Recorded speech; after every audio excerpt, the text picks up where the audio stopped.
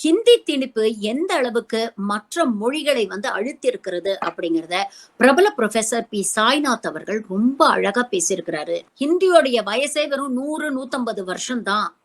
கடந்த 2000 ஆண்டுகள்ல ஹிந்தி மொழியில எழுதப்பட்ட ஏதாவது இலக்கியங்கள் இல்ல ஏதாவது ஒரு லிட்ரேச்சரை காமிங்க.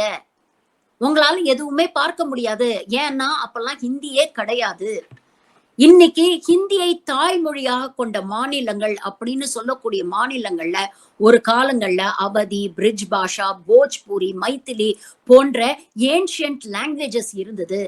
ஒவ்வொன்னுத்துக்கும் 1000-1500 வருஷ வரலாறு இருக்கு. அப்படிப்பட்ட மொழிகளை எல்லாம் சுத்தமா அழிச்சிட்டு தான் இன்னைக்கு ஹிந்தி அந்த இடத்துல உட்கார்ந்து இருக்கு அப்படின்னு சொல்லியிருக்காரு. இங்க மும்மொழி கொள்கையை நாம ஏத்துக்கிட்டோம்னா தமிழுக்கும் இந்த நிலைமை வந்துராதா? இதனால தான் ஹிந்தி எதிர்ப்பு போராட்டத்தை தொடர்ந்து தமிழ்நாட்டு கையில எடுத்துட்டு வருது.